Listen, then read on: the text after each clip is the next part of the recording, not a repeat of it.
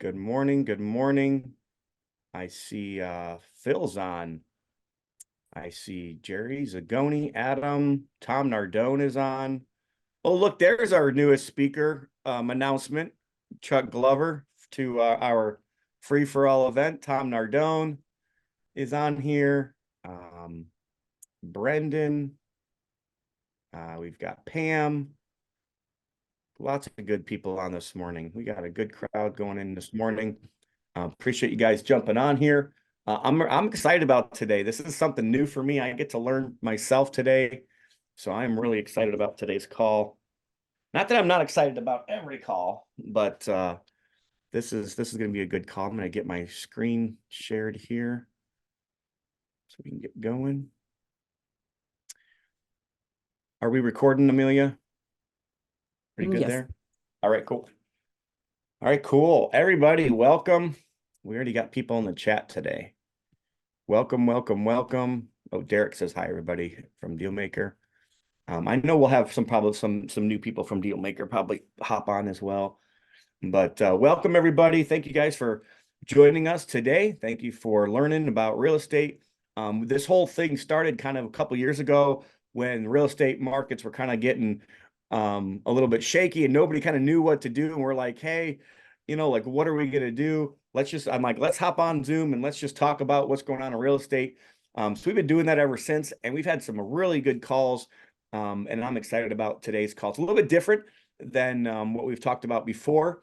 But I'm excited about it. If you guys didn't get to hop on last month, Mike Kavatzkov, which is actually one of my attorneys, he also owns the title company that I have done thousands of transactions with, Indiana Title Network in Crown Point, Indiana, talked about tax sales. So that's another asset class, another way to get into real estate that people don't know.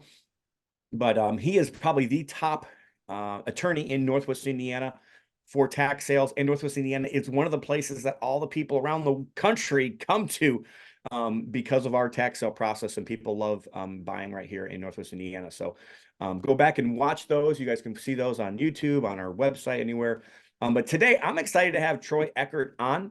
Got introduced to him actually quite a while ago. I think a couple years ago with a family office club that I'm a part of. And then Derek Long kind of came in and started working together with them and trying to help facilitate some things and kind of reintroduce that. And as we were talking one day, and Derek was trying to explain to me this whole mineral rights thing that he's been doing, and trying to kind of get me on board with it. I was trying to understand it, and I was asking questions, and something just clicked in the middle, and I was like, I think we've got something like that going on. Me and my dad own 54 acres of property in right outside of Jamestown, New York, actually, where I was born. And if Jim's on here, Jim Ingersoll's from Jamestown, New York.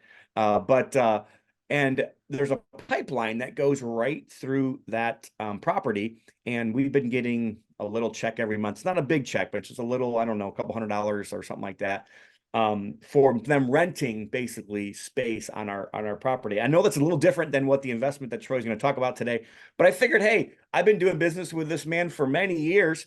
And I thought that was just an interesting story, a little interesting tidbit. Maybe Troy could hit that a little bit when he gets to talk. But me, since last month, it has been a busy month, guys. I tell you, I believe I am in the busiest time of my entire life. If you've ever had a senior in high school, along with a junior in high school, along with a 10-year-old boy that's playing basketball, I just got back from a basketball game from his last night. I'll tell you, my daughter is going somewhere this week to perform in fine arts. She's going somewhere next week for college days. The week after that is spring break. Oh, I forgot. She's also doing a right to life speech this week. And it's just honestly, like, work home. There is no work home balance right now, guys. This is like all out, like, just busy. So it was also my daughter's birthday. She turned 18. Now she's an adult, and now I need all of those things that Mary Hart talks about, making sure that we have rights to help her with her medical, and she's got to get her own bank accounts now, and she's got insurance that she has to kind of start worrying about. I even got a notification from my health insurance program saying, hey, you need to get these forms signed. But she's a joy. She really is a joy. She's an amazing girl, super talented, and she really works hard too. But definitely big time in our family, celebrating her 18th birthday. Also got to go to Dealmaker last week, and that was just an amazing event. It always is. It's one of my favorite events that I tell everybody about nationwide. Like, this is the event you don't want to miss. My second favorite is the free for all, everybody. So make sure you guys are at the free for all as well. But I love Jim. We've been friends for many years. Love Quincy as well.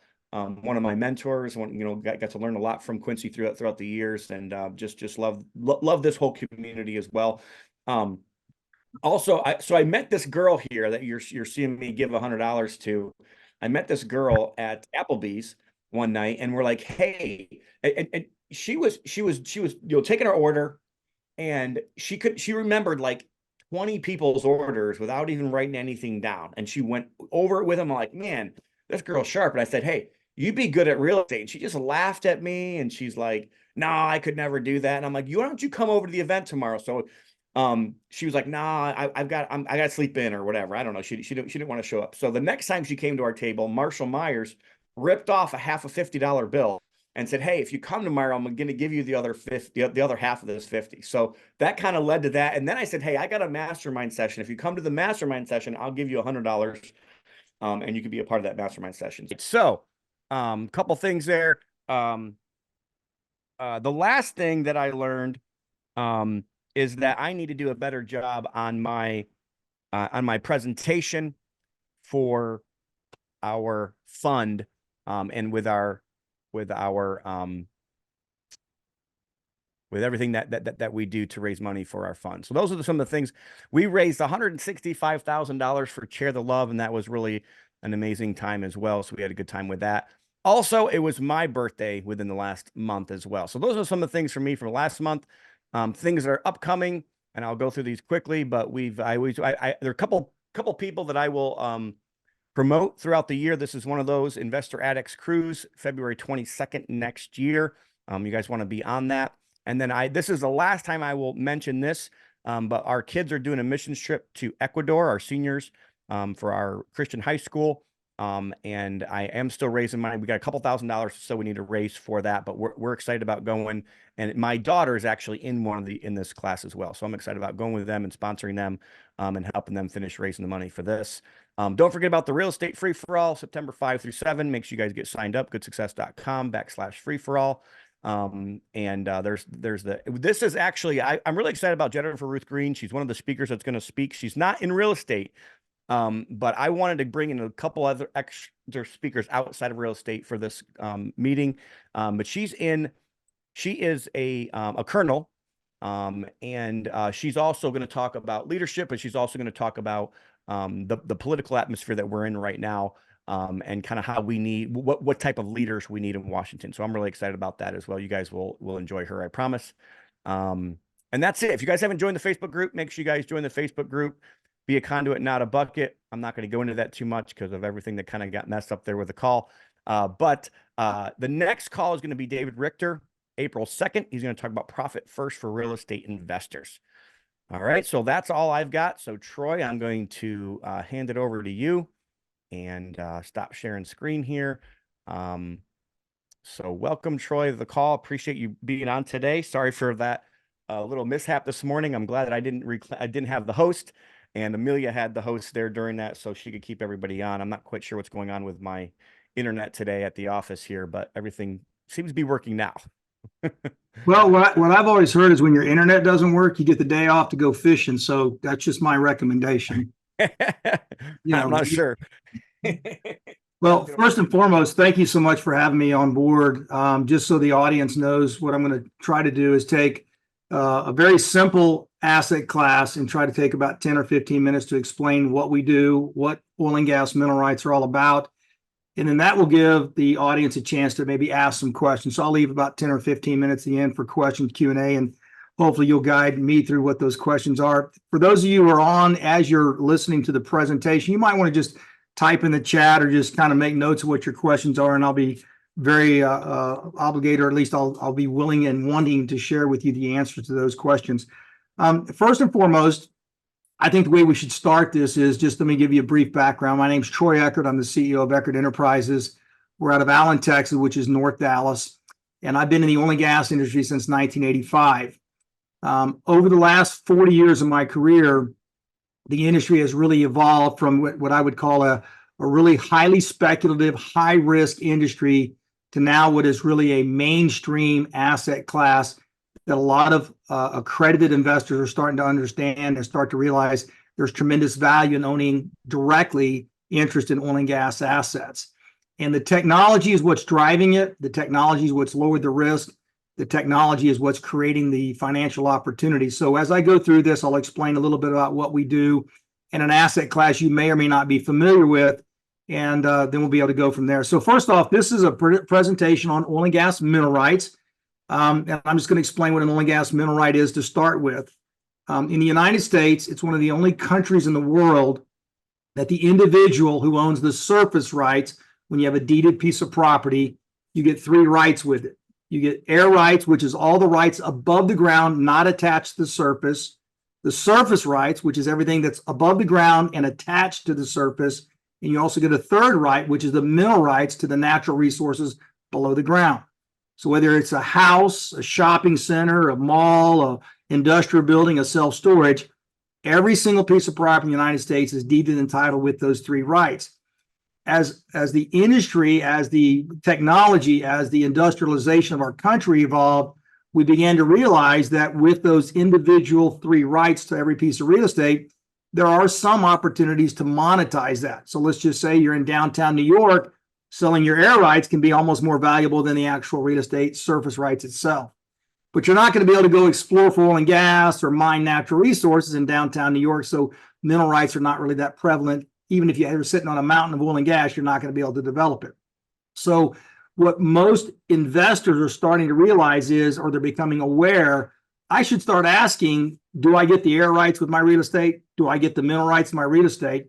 And the reason that's important is here in Dallas-Fort Worth in 1997, they started discovering these big shale formations that covered 15 counties in and around Dallas-Fort Worth.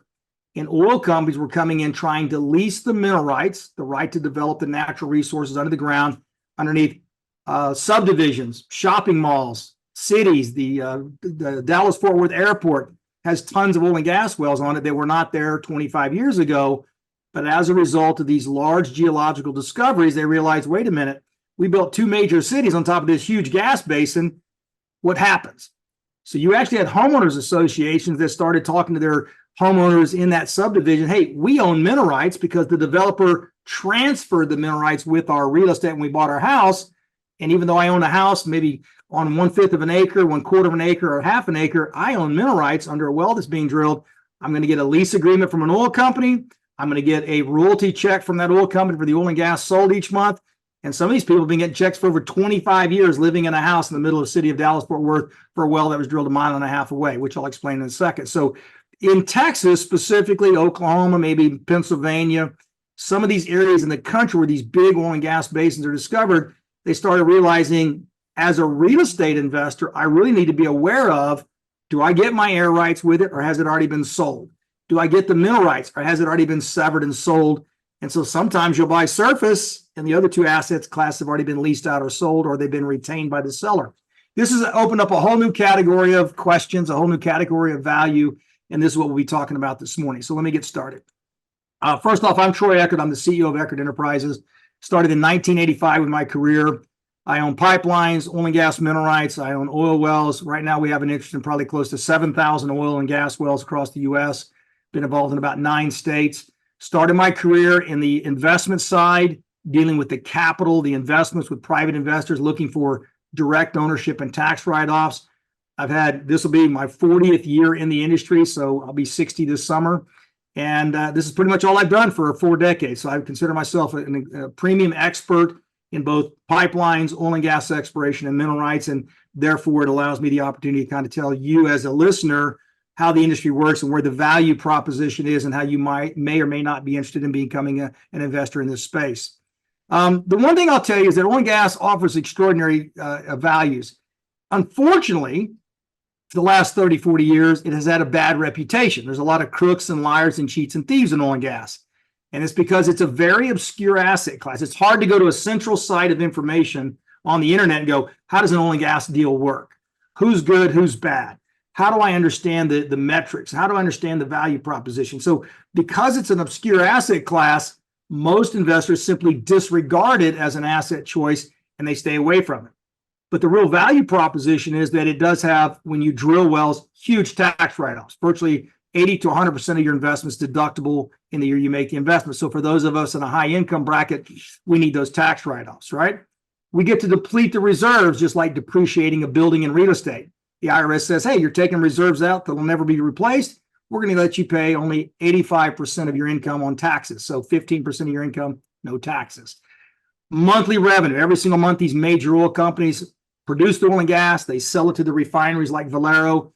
They then get a check and distribute it to you and I, the individual owner. So we have billion-dollar tenants developing oil and gas wells, taking the risk, drilling the wells, producing, selling the oil and gas sold, and sending us a check every month. I've been getting checks on some of my minerals for well over 30 years. So these are monthly cash flowing assets, long-term cash flowing assets managed by billion-dollar, state-of-the-art, highest, most valued oil and gas companies on the planet Earth.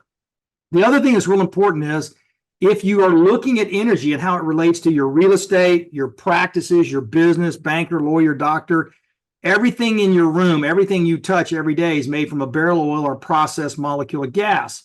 So it's like a seesaw. If you're not having some energy in your portfolio, whether it be public stocks or direct ownership, when oil and gas prices go up, it creates a decrease in value in many other asset classes because the cost of goods, transportation, utilities makes those asset classes less valuable while oil and gas prices rise and vice versa. So like President Trump had a great run for the economy when he was in office because why? Oil and gas prices were cheap. The current individual in the White House has had high oil and gas price and has caused the economy to really take a sinkhole. So you have to have an understanding how energy works in your overall portfolio, whether you directly invest or whether it's through your portfolio through public stocks. Now, I always consider there's three legs to investing in direct energy, and that is I want to be able to own the mineral rights. That means I'm the landlord, like a triple net lease. I own the minerals. Oil company wants to lease my minerals. They want to pay all the costs, drill the wells, take all the liability. That's great. I just want them to send me between 15 and 25% of their gross revenue every month free. I get a free ride for 15 to 25% of the income. As the mineral owner, I get what's called a royalty payment. That royalty payment is a percentage of the gross revenue from the oil and gas they sell. And I get that. I love being a mineral right owner. I'm the top of the food chain. I also might like working interest, which means I can participate in the drilling of wells. I take a more active role. I get tax write-offs, and I'm actually participating for my share of cost in drilling that well. And what I get as a benefit is I get big tax write-offs. I get a depletion allowance, and I also get years and years of income. And at the same time, I get a bigger chunk of the pie because I'm actively drilling and developing those wells. And midstream is really just the part of the oil and gas industry where from the wellhead to the refinery, somebody's got to collect it, process it, ship it, pipe, truck, train to the refinery. So it's the midstream between the wellhead and the actual refining process. So that's what midstream means. Look, I can tell you that I've been doing this for 40 years. I've had thousands of high net worth clients and partners, engineers, geologists, petroleum engineers, et cetera, bankers, lawyers, manufacturers, real estate investors. And the one thing that we've all concluded is this is a very unique asset class. The barrier to entry is high because you got to have somebody that knows what they're doing that's not going to rip you off and lead you down a primrose path. And you also have to have an understanding of the integration of the industry to know where the arbitrage or opportunity is, which is what I think our company does here at Eckard. So let's just talk mineral rights in general. So first off, it is important for you as real estate investors to understand mineral rights are real estate defined by the IRS. You can invest in your self-directed IRA into mineral rights. You can do a 1031 tax exchange from a building, an asset, a house, apartment, and you can 1031 that into mineral rights because they're like-kind exchange. They're both real property, deeded and titled.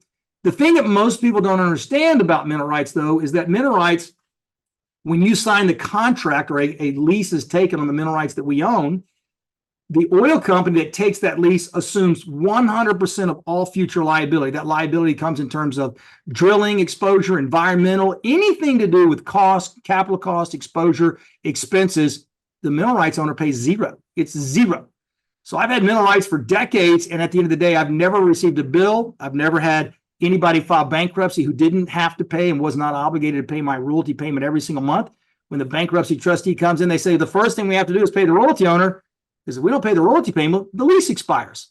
So I have never missed a payment. I've never missed a single revenue check for any mineral rights I've owned, because I am top of the food chain and I am exempt from any liability, bankruptcy, exposure, capital cost, or environmental.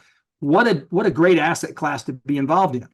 So at the end of the day, it is probably the most passive form of income I can generate, because once I write a single check and I buy that mineral right, I never write another check again. I never have another bill. I don't worry about hurricanes and storms and tenant damage and tenant improvements. I just get a check every month. Depending on the price of oil and gas and depending on the volume coming out of the wells on the minerals I own, my check varies from month to month, but at the end of the day, it's just free cash flow. And it's a great asset because it makes 12 distributions a year, and I get a 1099 at the end of the year. How much easier can it be? 12 checks and a 1099. No headache, no phone calls, no bad news. It's just a matter of how many wells I have, how long they'll produce, and what the volume price is. So from that standpoint, when you think about mineral rights being the most passive income asset, you start weighing your portfolio saying, well, I'm in stocks, bonds, crypto, et cetera, buy and flip, multifamily. And you start saying, what other asset class offers that kind of opportunity? And the answer is probably nothing. And that's what makes it so tough, because at the end of the day, as we get older and we start to mature our portfolios, I don't know about you, but I'll be 60 this summer. I'm thinking, I don't want those phone calls. I don't want headaches. I don't want cash calls. I just want income. I want to enjoy my life. I want to build wealth for my family, my kids. What's the best way to do it? Well, I want what most millionaires never find. I want that perfect asset that generates revenue, billion-dollar tenants, no cash calls, and a check every 30 days. Wow. If I had to write a perfect book or novel or script, that's what I would write. The problem with minerals is it has a high barrier to entry and it has scarcity. Why does it have high barrier to entry? Well, you're not a geologist, you're not a geophysicist, you're not a petroleum engineer, you don't know the industry, you don't know where to drill, what to buy. There's 2.2 billion acres in the United States, and there's probably only 400 million acres that has oil and gas under it.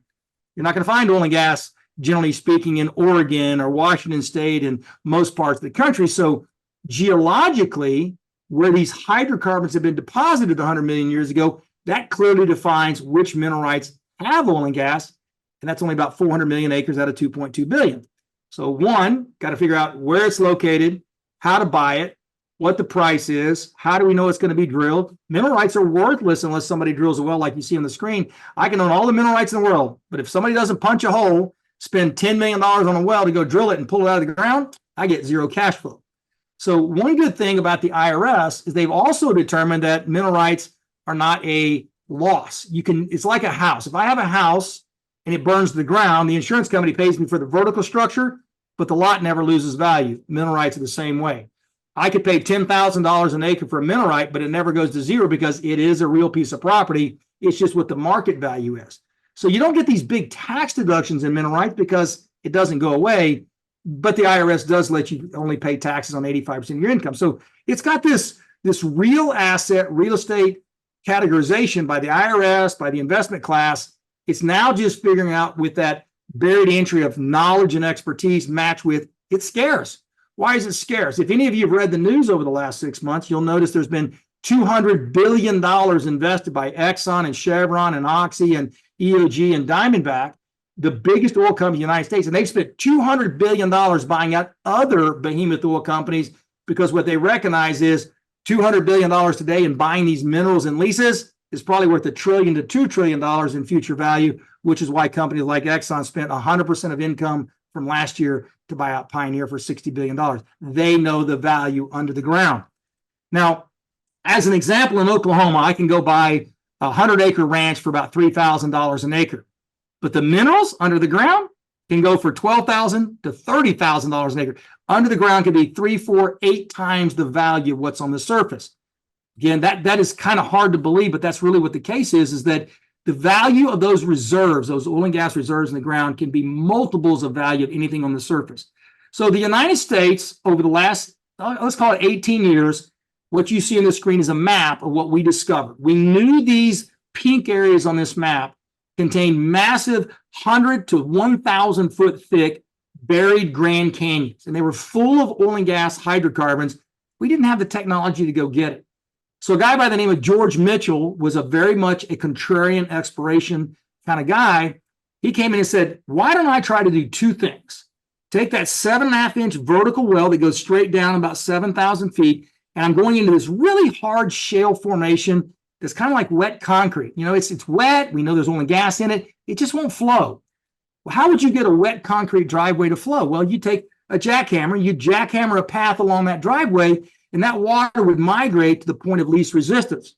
So George Mitchell said, why don't I drill that well, go down and create a curve and go out 1 to 2 miles sideways? Now that 7.5-inch paper plate is now like 200 wells worth of equivalent because I went a mile out horizontally. That was number one. Number two, he said, how do I jackhammer this wet shale like my driveway? What if I go in and I inject water and sand and I pressurize to the point it almost acts like a sandblast, and it creates fractures that allows that wet concrete to flow. That's what he did. He fracked the wells with sand and water. Bingo. Now we solved the problem. The United States is sitting on enormous oil and gas reserves. We knew it's been there for 100 years. We didn't know how to get it out. Through technology, software, hardware, innovation, engineering, we now discovered everything you see on the screen in pink is now oil and gas shale basins in the United States. And it's about 400 million acres of producing oil and gas. But you see everything else outside the pink doesn't really have the oil and gas that we're looking for. So that's why the scarcity is so important to understand. Now, this is just what we call a heat map. And the heat map indicates where oil and gas has been discovered, reserves have been produced, and it indicates the highest concentration levels of oil and gas in the country. So it doesn't take a rocket scientist to figure out, hey, look, I get a heat map, I know where the minerals are. The problem is you're looking at 400 million acres. It'd be like coming to Dallas, Fort Worth saying, I want to buy a commercial lot. You're like, what? What part of the town? What city? What zoning? So you do have a macro view, but you need a micro expertise, which is what our company provides. So at the end of the day, in the oil and gas industry, it's called the rock. Okay, what is the rock? The rock is you got to find the best quality rock. So you might have a Grand Canyon. This is modern day Grand Canyon. This is what's buried underneath all those pink parts of that map I showed you earlier. They were Grand Canyons. They were eroded out 100 million years ago. They backfilled with the ocean. They filled up layer by layer by layer. And like a pot of boiling rice, the magma in the earth cooked those dead plants and animals. The cap rock that was above it, they didn't have any pore space, sealed it in like a lid on a boiling pot of rice. And it cooked and it cooked and it cooked and it increased pressure. And that hydrocarbon in place became oil and gas over hundreds of millions of years. And when you drill that well and you go horizontal, you now stuck a straw in that pot of boiling rice and you've allowed it to escape. What the oil companies like is there's virtually zero dry holes. It's like standing on the edge of the Grand Canyon, throwing a rock saying, can I hit the Grand Canyon? Yes. So we have about a 99+% success rate in every well we drill. We know it has millions and billions of barrels of oil and trillions of cubic feet of gas. We know that every well has its own economics. We know the oil company is going to drill 5, 8, 20, 30 wells at a time on a single permitted pad site to drill. So we're going to get the benefit as mineral owners of tens, if not dozens of wells drilled on our property for free. We pay nothing. And at the end of the day, these are enormous amounts of economic value buried in those mineral rights if we buy them in the right spot at the right price. So now it comes into play of saying, well, how does that work? Well, the oil companies are pretty simple. They know these zones, and I'm using these arrows just as an example. This arrow points this nice big white section that runs from left to right. That could be the equivalent of what we call, I don't know, the Woodford Formation in Oklahoma, which runs across 40 million acres. It's present everywhere. It's loaded with oil and gas. So it's not a question if I'm going to hit that zone. It's where is maybe a better sweet spot than the next sweet spot. I'll make a well every time. It's just which area may be better, which oil company is committed to developing. So like I said, deactivated minerals are not worth that much money. I want activation. It's a very, very low risk way of harvesting your reserves by horizontal drilling. And as a mineral owner, I'm not worried they're going to find oil and gas. I'm not worried they're going to make good wells. I'm not worried I'm going to make money. It's just I'm trying to figure out which is the fastest horse in the race, which is the expertise that Eckard provides. So from a visual perspective, these are the surface rigs that are drilling. On the left-hand side is a schematic showing it's basically like underground plumbing. They'll come in and line down a gravel road. They'll set pad sites that are 2 or 3 acres. They put the rigs on there, the equipment. They'll drill down 6,000, 8,000 feet. They'll go out sideways 2 miles. They go in both directions, and they'll do it 1 layer, 2 layer, 3 layers at a time. and maybe they drill one layer this year, and 3 years later they drill the second layer, and 10 years later they drill the fourth layer. And it's this continual harvesting of oil and gas reserves that is the exciting part about owning minerals, because essentially we don't pay for any of it. We get the economic benefit. This is what a little short, what they call cube drilling, and it shows what the oil companies do. They want to come in, and they've treated the oil and gas industry the last 10 years like a manufacturing process. You don't drill a well, move a rig, drill a well, move a rig. Now they actually have rigs that have feet on it like Star Wars, and they walk 50 feet, drill down vertically, drill another horizontal, pick up, and within 6 hours, they're moving to the next location. They have so modernized our industry. Everything's done by computer screens, triangulation on guiding a drill bit 4 miles in the ground within 12 inches of accuracy. It'll blow your mind at the absolute technology behind oil and gas exploration today. So each one of these zones has its own millions and billions of barrels of oil and trillions of cubic feet of gas, and the oil companies have figured out how to harvest that. So to me, from a real estate perspective, this is what it looks like underground. What we have is we have a 200-story, a 200-foot or 20-story building up to West Texas has 4,200 feet, or a 420-story building. And these oil companies are going layer by layer, developing and drilling and producing each one of these intervals, just like renting out or leasing out or selling condos in a 50-story condominium complex, or leasing it out to tenants in a commercial building. What we get the benefit of as mineral owners is we own the whole building. The whole building is ours. We have a triple net lease. Exxon is our tenant. Exxon's going to go in and develop all those floors one at a time. And every single time there's revenue generated, we get somewhere between 15% up to 25% of all the gross revenue before any expense are taken out, and we get paid every single month. They must pay us every month. So it'd be like owning this building on the triple net, but even better than that. You don't even have to worry about damages or deductibles or insurance or landscaping. You worry about nothing. All you get is free money, and you have billion-dollar oil companies developing it for you. Now, this is the most interesting part to me. I'm kind of an analytical individual, but I want to have you visualize this, because this is the most important impact. Up until horizontal drilling and fracking, what you see in red was what we produced up until this technology was presented, meaning vertical wells, drilling the last 100 years. We produced what's in red, called cumulative production today. That's what we did up until about 2005 or 6. In 2005 or 6, oil prices jumped to $145 a barrel because the United States was running out of oil. So supply and demand said oil was $145 a barrel. The oil companies came in and said, we now have enough economic incentive.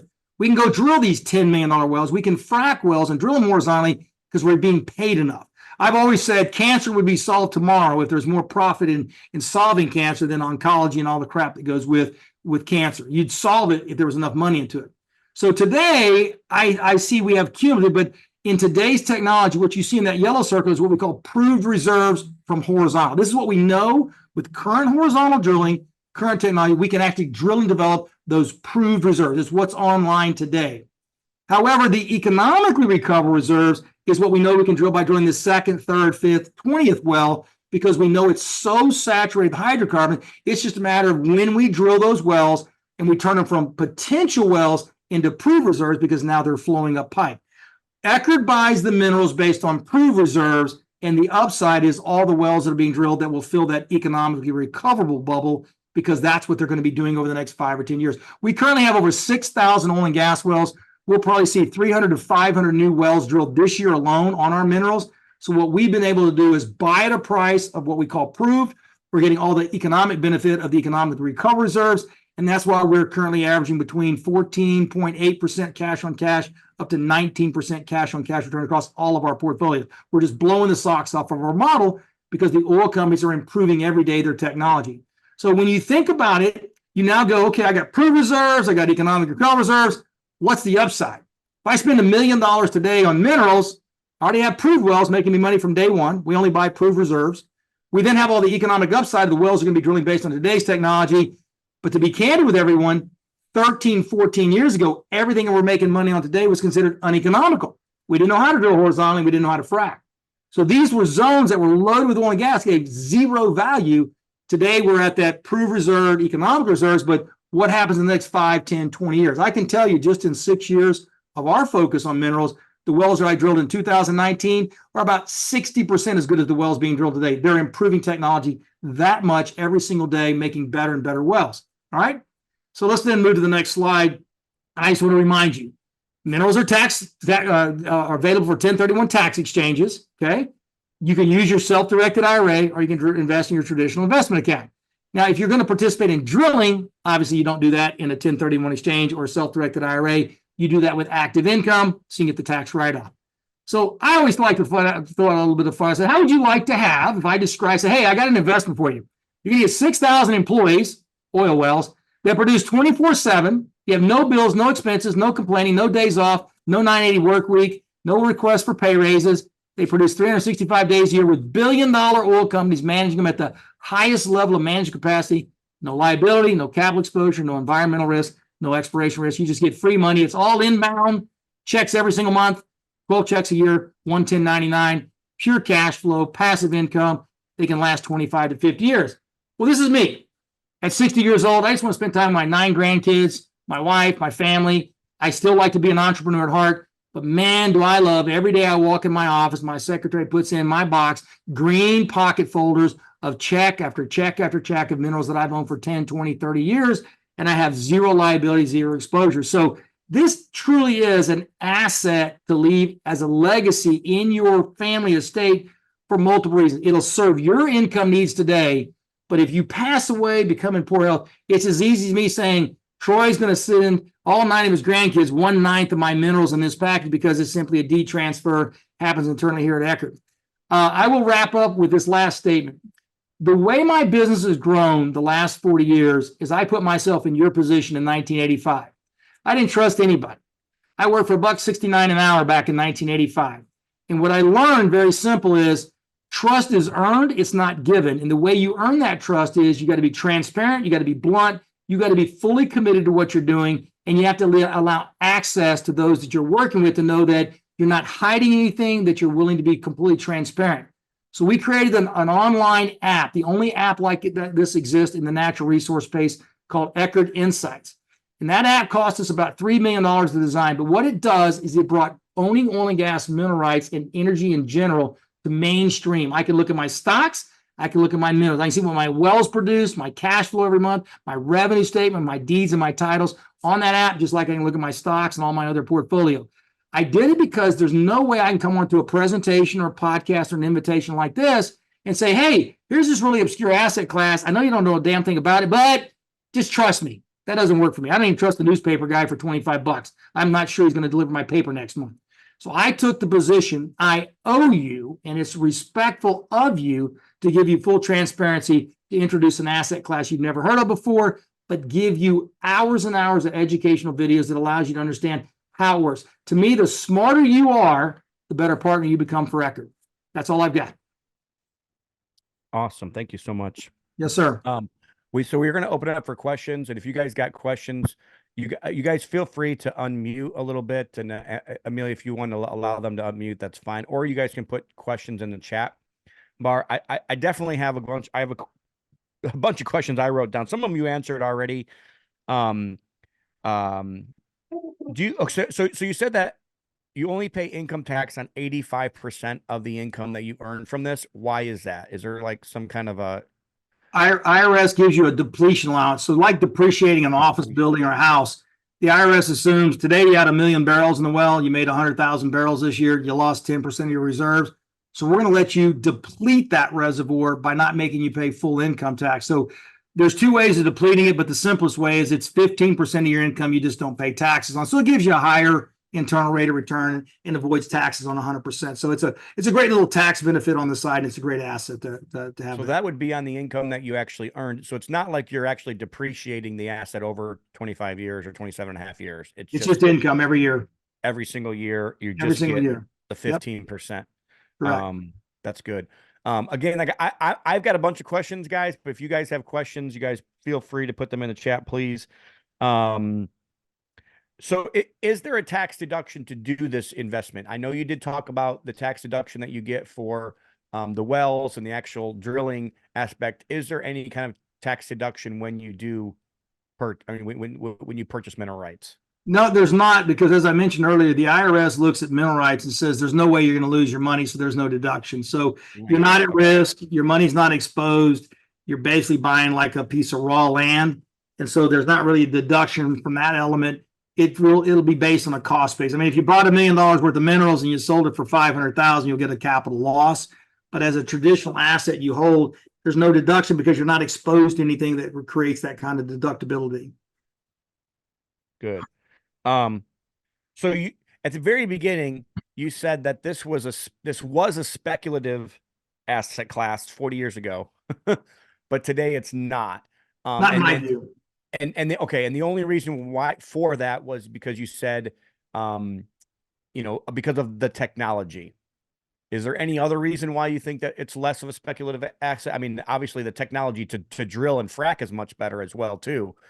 Well, I think a couple of things happened. First off, up until you had the internet, you had Johnny Brown would call you on the phone and say, "Hey, this is Johnny from Texas. We're drilling with Exxon, and it's a crook, a liar, a Ponzi scheme." And so, you were enamored with the upside of, hey, maybe I'll hit a big oil well in Texas and I'll trust this guy because he sounds like a nice guy. It was full of crooks, liars, cheats, and thieves. Well, a couple things happened. One, the internet allowed you to now look at who Johnny was and find out he had cease and desist and he's a crook and a felon. So if you do your homework, you'll probably identify 9 out of 10 bad actors as a result of internet search. The second thing that happened is because of technology. In the old days, if Exxon had a well right here and you wanted to drill right next to him, you knew nothing about Exxon's well. Today, they created all this software that scrapes that data out of the courthouse and public filings. Now there's internet subscription services. I can tell you every well in the country. Right now, I have an internet service and a service that we subscribe to can tell me every detail of every well that's ever been drilled in the U.S. because all that data has been put online. So now a petroleum engineer, instead of trying to scrape and figure out what's going on, can take an area that's maybe 60 square miles, dump every well into it, and can run, in a matter of seconds, the way the well was drilled, the technology, the results, how they treated it, how they drilled it. And you can do this pure analytical, algorithmic research and analyze well from well. So it advanced the ability to discern good from bad, not only in operations, but wells, but geological characteristics. So one, you got to find out how the sponsor is if you do your homework. And two, it truly means if you're in the business, you've eliminated, in my view, 80 to 90% of the variables that were unknown because now we know them. So I've got engineers here at the company. They'll dump in a whole area in a matter of a day or two. They can analyze, 5,000 wells and figure out who's the better operator, what's the better formation. You didn't have that ability 10 years ago. It wasn't available. There's a question in the chat there from Brian. Any bonus depreciation with mineral rights? No, sir. I didn't think so there. So one thing that you said I wrote down, and I just wanted to kind of question you on. You said when you drill a well today, there's a 99% chance of getting oil. Yeah. I don't think I've had a dry hole in like 6 years. Okay. Interesting. It's what happened is back in like the early 2000s, you go to an exploration, maybe Shell Oil or Conoco or Devon. I'd go in there and they go, "We're going to drill this vertical well." I go, "Well, so what's the success in drilling this type of well?" "Well, we've hit 67% of the wells in this vertical field with this technology, 67%. So I can tell you by the time I hit about 2014 drilling vertically, we were hitting more like 60% dry holes. It was brutal. This country was out of oil because we couldn't figure out how to drill vertical wells successfully. There were little small reservoirs. We were running out of oil. With shale, the reason why it's so easy is these are 100 feet to as much as 600 feet thick. So think about a 10-story building up to a 60-story building full of oil and gas. It's not whether you'll find it, it's who's the most efficient operator to extract it. And I got to tell you, like Exxon is not my favorite operator. There's other operators like Diamondback or Continental or Chevron who are more efficient. So Exxon believes oil is worth more money in 2065 than Chevron believes is worth more value in 2025. So it's a difference in how they drill, what they drill. So what we do is we analyze the jockey more than the horse. Which oil company drills the best wells? And you could do that because now the data is public. So from my view, I don't see dry holes. What I do is go, Exxon looks like it's going to generate a 13.8% rate of return based on historical performance. At Chevron's more like at 17.9%. So we take all that analytical data, we put it into our financial pro forma. We're looking at price, wells, production, reservoirs. We have our own financial model. We say, in this mineral portfolio, you're going to be a co-owner of a $10 million portfolio. You put in $100,000. You own a piece of each one of the mineral tracts that we bought. There's 20 oil companies. There's 80 wells. You own your 1% of all those wells and all those minerals. And here's what our pro forma says it's going to do based on prices, production, blah, blah, blah. We've been very, very successful because we take a highly conservative approach. My job is to tell you, I think I can make you 10% return a year for 5 years. Right now, we're averaging close to 15% cash on cash. In Oklahoma by itself, we're close to 19% cash on cash across every portfolio, when you average it. So we've crushed our own return because we adhere and stick to the discipline of our buy box. We only buy minerals that are producing. We only buy minerals that have multiple formations. We only buy minerals that have major oil companies and they're top of their class, blah, blah, blah. And all those things go into that formula. And each month we accumulate minerals from different tracts of land, put it into a portfolio, offer it to you and say, we own it. We're going to keep 10 to 20% for ourselves. We're going to offer the rest to our clients. You get a purchase sale agreement. It's real property. We're going to manage it for free. There's no management fees. You get a check every month starting 6 months after you make the investment. And these wells will last 25 to 100 years. So we've been doing it now going on. This is our 6th year. We've sent out close to $110 million in distributions, 0 expenses, 0 cash calls, and we've never missed a distribution going on 6 years. So I guess that was going to be my next question. So when did you start doing this? Was that 6 years ago when you started allowing other investors to come in with you, or?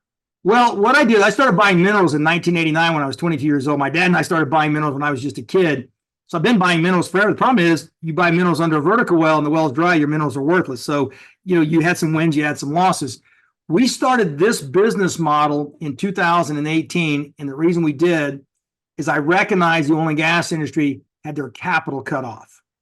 And that capital was cut off long before the current guy in the White House took over, because these oil companies were drilling these $10, $20 million wells, but instead of getting them online and producing and making the collateral worth more, they just kept drilling, thinking, well, we've got these unlimited lines of credit.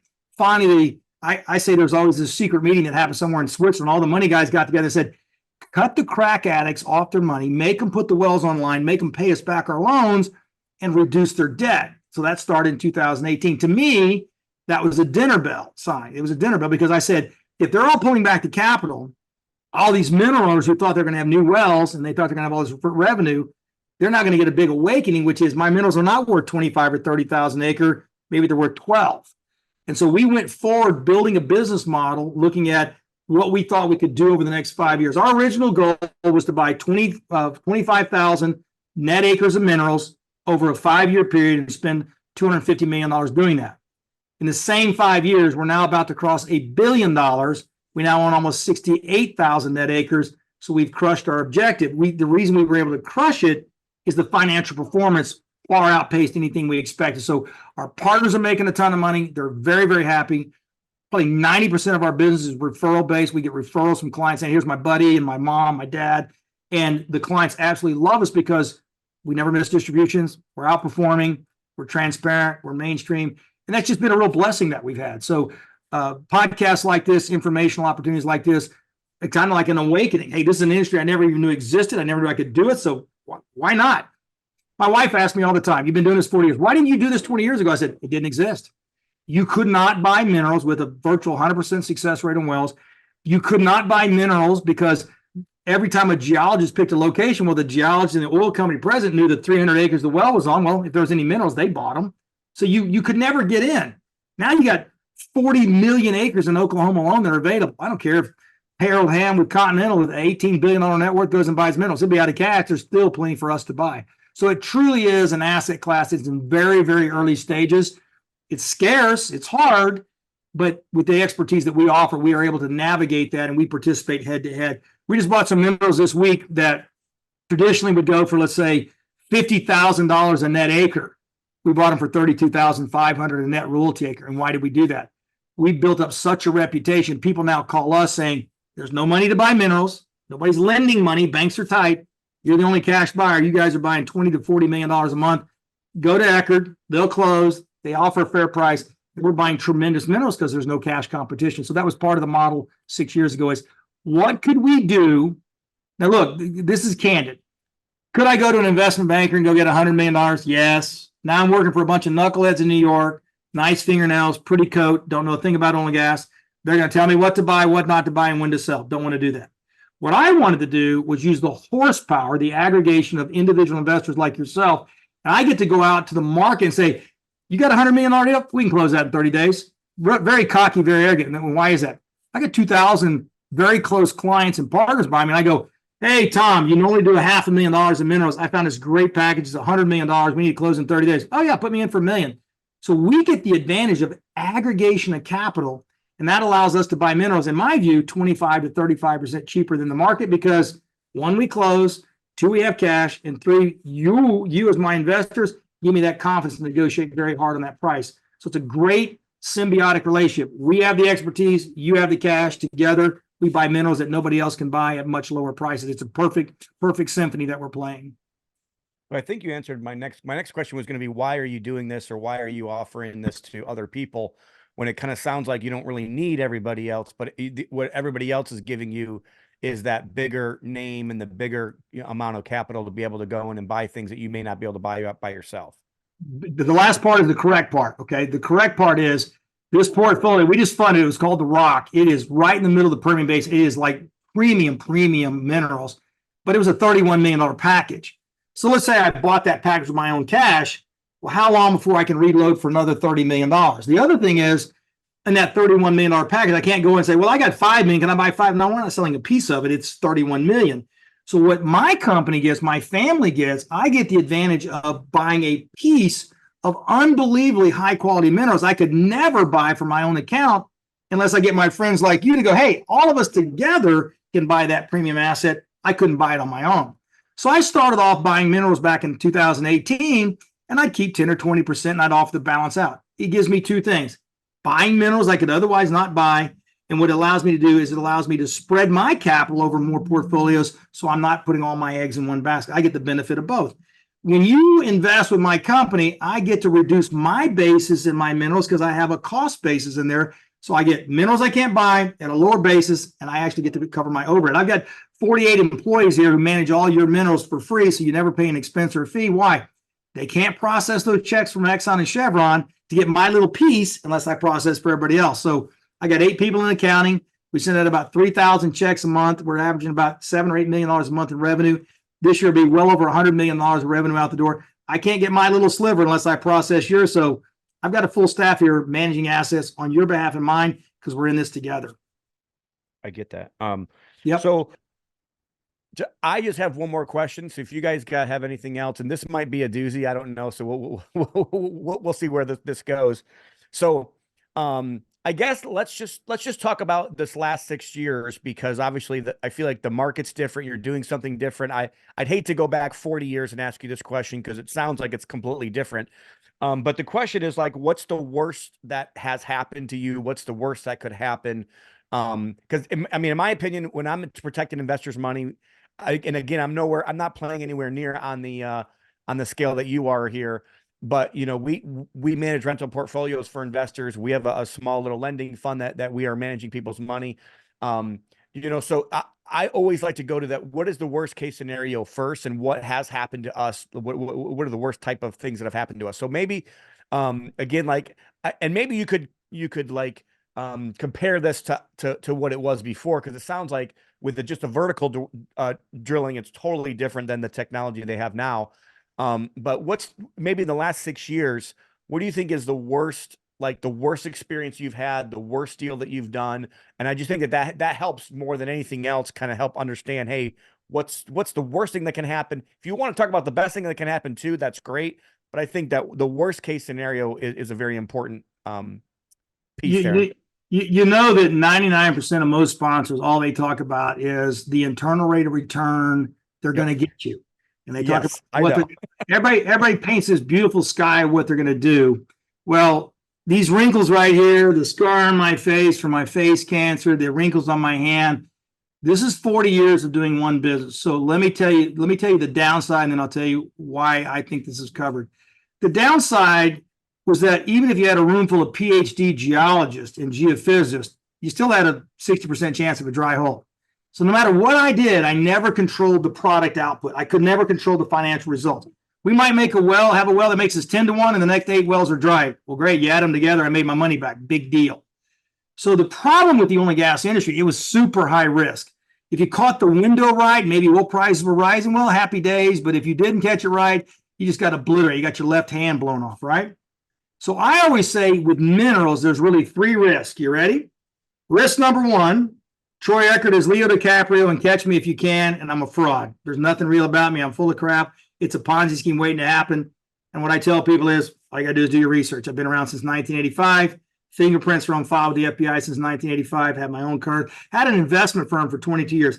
I've never had a single lawsuit for a single claim by any investor for any wrongdoing when it comes to investment. I had one client sue me because I caught them stealing my proprietary data, so they went on offense, ended up beating them in mediation. Other than that, in 40 years, I've never had a single lawsuit. Now, you measure that against anybody else. The second thing that can happen wrong is that I'm completely incompetent. So let's assume Troy's a good guy, knows what he's doing around 4 years, like everything checks out. Maybe he's just an idiot. Maybe he couldn't find oil in a Jiffy Lube. Well, that's why I offer my track record. I show you, here's $800 million of a portfolio we built. And the truest contrarian investors, the guys who bought the first portfolio in 2019, because we just started, that was some true contrarian investors said, okay, we know you have a great background, but we're going to cross our fingers you're right on this one, so let's go forward. Today, I'm able to offer you 62,000 producing minerals with 6,000 wells. Say, here's our tracker. So that's easy. Just look at what the facts are, right? And the third is the hard part. The third is, what about all this alternative energy? What about wind and solar and hydrogen? How's that going to affect fossil fuels? And everybody's against fossil fuels and climate change. And guess what? It's all a fraud. Why? Now you have major oil companies said we're going to be carbon neutral 5 years ago to shut all the climate activist up and abide by the rules. And the guy in the White House said we're going to stop banks from lending you money. It's disclosures and carbon footprint. They tried all that, $5 to $10 trillion. And guess what?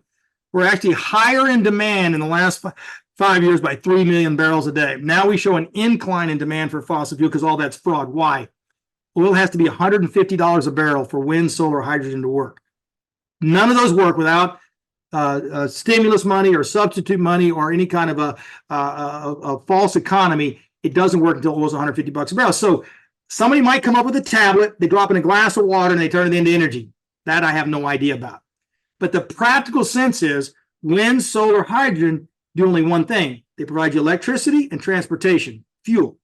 They don't make this desk. They don't make this shirt. They don't make this watch. They don't make your cap. All that comes from byproducts from refining fossil fuels such as oil and natural gas. Ammonia for fertilizer comes from gas, blah, blah, blah. So if you look at the EIA forward, it shows that energy is going to be in higher demand in 2050 than today. Well, duh. But it also shows that the percentage of that growth in energy is going to come from maybe solar, wind, hydrogen, nuclear, et cetera. But fossil fuels actually has an increase in consumption in 2050 than today. So the worst thing that can happen is I'm a fraud, I'm incompetent, or somebody comes with an alternative energy. Now, I'll be candid. In my background, I have done an unbelievable number of ventures. What's the worst thing that's happened to me? The worst thing that's happened to me is try to do a big project. I tried to do an oil and gas terminal down in Corpus Christi, Texas back in 2015. And right as the time I'm going to go public on the London Stock Exchange, the Monday I was going to go put my capital, go public, about 6 weeks later, the entire global industry collapsed. And the front time of the London Times said, 200 billion in infrastructure projects have been canceled while I'm trying to sell an infrastructure project in London, England. And they said, we can't capitalize you. We lost about $7 million. We got back about $5 million by the time we're done. But what should have been today would be over $1 billion asset got crushed because of timing. This is a cyclical market. So anybody investing in oil and gas needs to know we did not expect Russia to invade Ukraine. Well, what we got? We went from $75 a barrel to $129 a barrel. Natural gas went from $2 to $10. We had 9 months of enormous cash flow because the war started. Now it's pulled back to normal prices. So my clients are like, here's my normal price. Thank you for this big windfall. Now we're back to normal. They're like, my check is down. Your check's not down. Your check is about what it's supposed to be. You just had this huge windfall. So it's kind of managing expectations. So from my standpoint, the biggest risk is previously too many uncertainties. Today, my biggest risk is I can't raise enough capital. I mean, literally, we have so many projects coming at us that are tier one minerals. We'll do $300 million this year in capital. We need to raise $500 million because we're saying no to minerals and assets we should be buying. We just don't have the bandwidth. We don't have enough clients, which is why I'm on today's broadcast. We're looking for other people with money that want passive income, that understand what we're doing, because we're like the only cash buyer out there right now.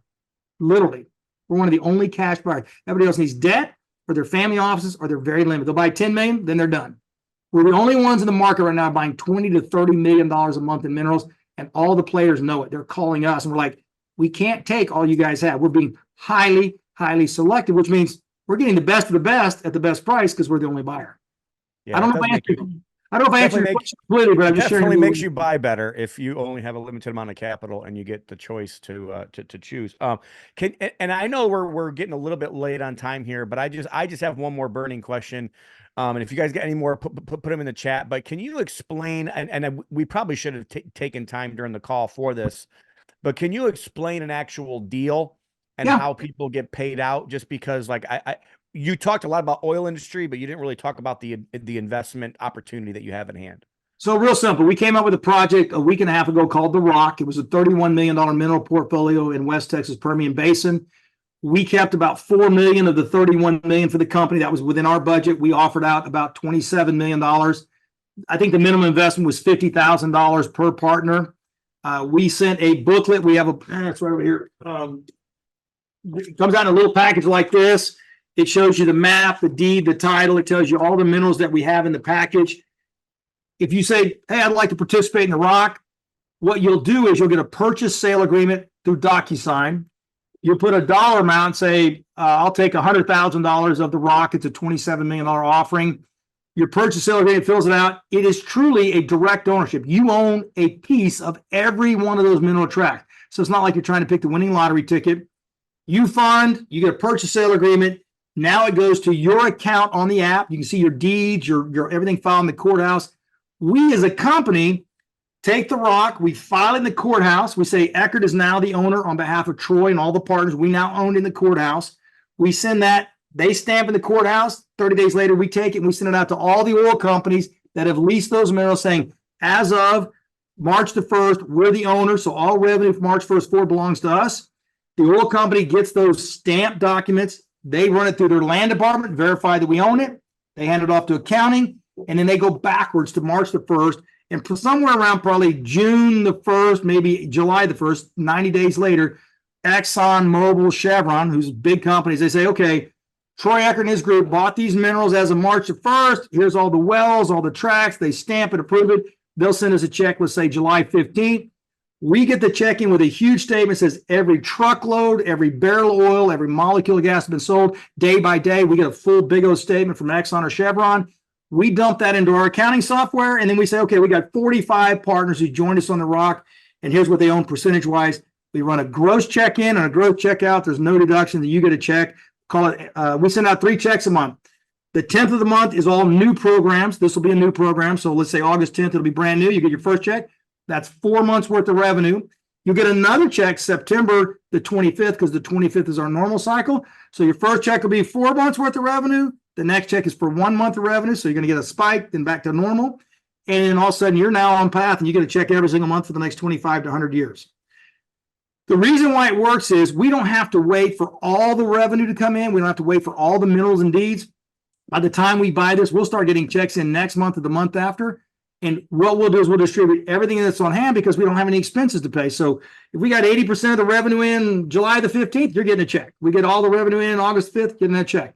The other thing is there's a lot of new wells that are being drilled and fracked and put online. So you'll start off with the first check, normalized, and you have a big spike in a check. And it's a very simple process. And everything we just told you is on your app every single month. You can look at every mineral track, the wells, the production, what they produce, and the revenue. It's all traceable, fully transparent, because I'd much rather tell you everything instead of trying to figure out what I told you and what I didn't tell you. Better just to tell you all. So just to kind of recap that.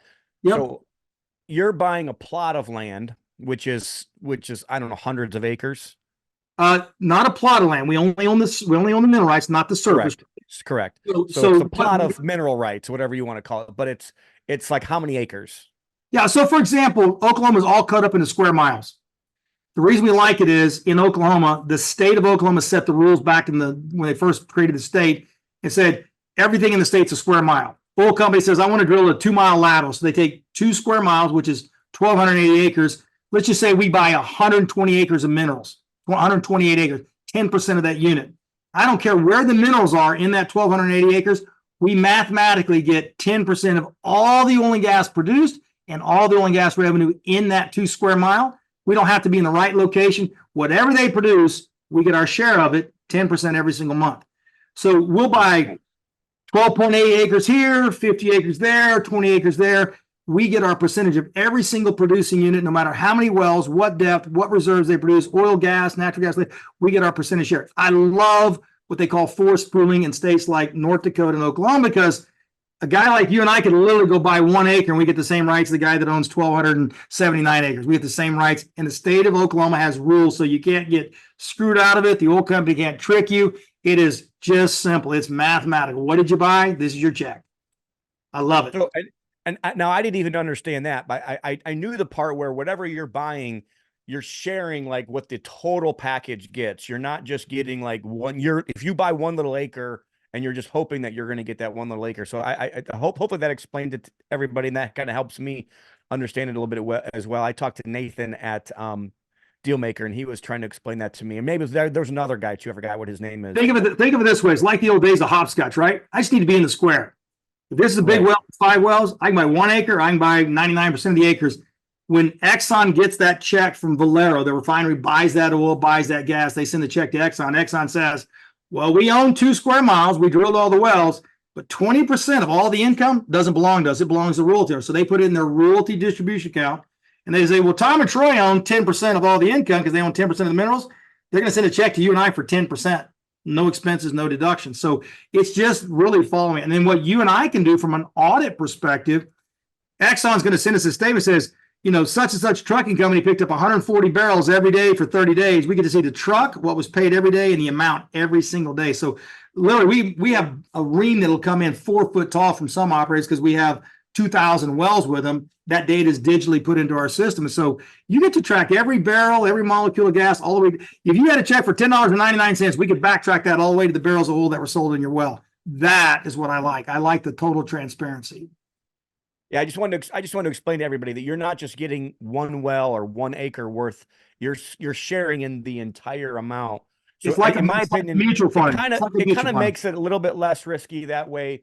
Because it's a little bit spread out, and so it makes it completely less risky, because the reality is, if there was 20 tickets to win and there was 21 people in the contest, I'd be 21. I'd never get the winning ticket. So I don't like luck. Luck never goes on my side. What I like is hard work and intelligence. In this case, what we do is we buy multiple tracts with different oil companies in different areas geologically, because when it all comes into one pool, maybe this oil company drills more wells because they have a bigger budget. Maybe this guy decides to pull back because their budget's tighter. I don't want to be in this one. Then all of a sudden my horse is running with 3 legs.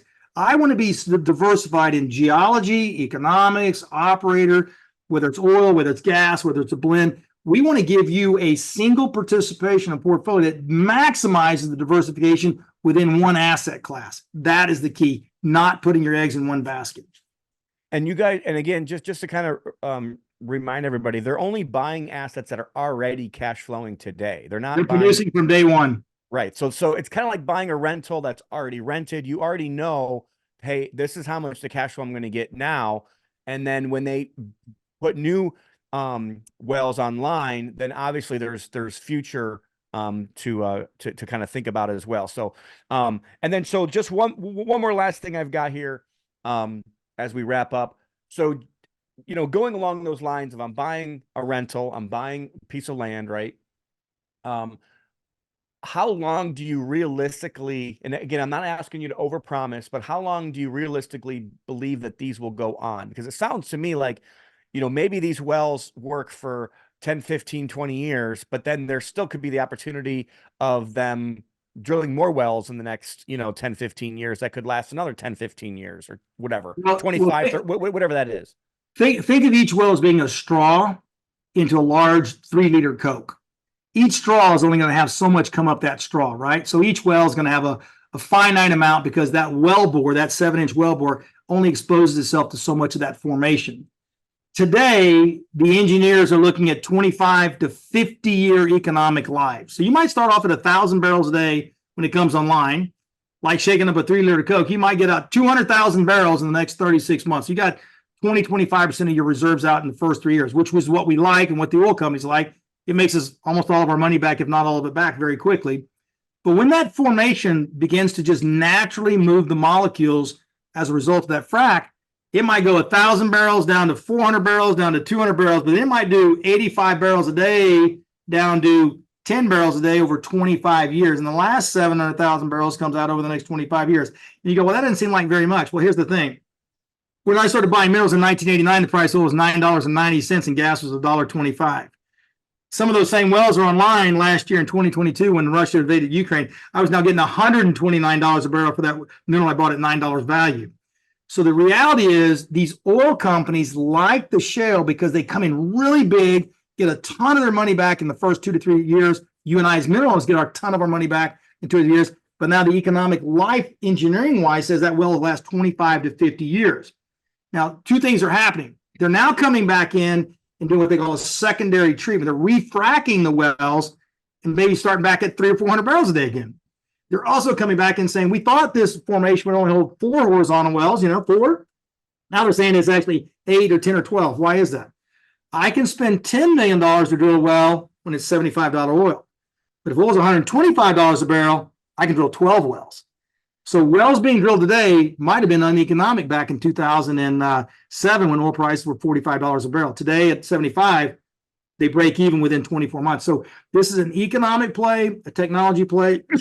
And the thing you have to remember is, and this is the thing I didn't point out, at today's technology, with all the oil and gas in that formation, we're getting between 8 and 9% of the reserves are actually being extracted today based on technology.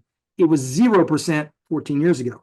So if we increase it to 9% recovery or 10% recovery or 12% recovery, you might not just take a mineral and make, 20, 30% return on your money. You might be looking at wells that could be drilled for 50 or 100 years. Now, why do we care? Well, if I have to sell it, I want the buyer to know there's a lot of meat left on the bone. If I want to give it to my family, I'd love to know my grandkids and my great grandkids are getting checks in 50 to 75 years. I had a client in 2014 came in and started buying minerals and some stuff we were doing earlier. And he said, Troy, I've had minerals in West Texas. I'm the 5th generation of my family to own these minerals. We've been getting checks for almost 100 years. Now the wells and technology today are making productive wells in formations we didn't even know existed 50 years ago. So this is a scarcity play. It's very, very difficult to find tier 1 minerals and to be able to buy those and own those.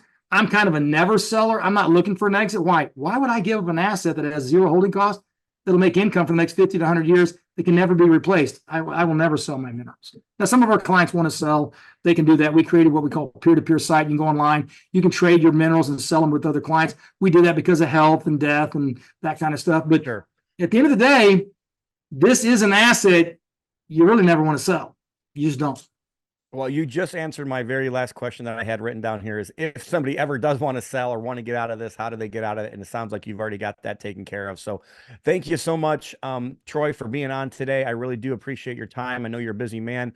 If somebody did want to get a hold of you guys, a hold of Troy, his information is in the chat. Yeah. And you guys can always reach out to me as well. And I can connect you guys to Troy or to Derek or somebody from Eckard Enterprises. So I thank you so much for your time, Troy. I really do appreciate your investment in our community. I do want to remind everybody about next month's call, April 2nd with David Richter. And we will be on it at 10 a.m. Early in the month, next month, talking about profit first for real estate investors. As always, guys, remember to be a conduit, not a bucket. Work to have to give. Hope you guys have a good day and God bless. Thanks, everybody. See you later. Have a good day. Thank you, Troy. I appreciate that. That was good.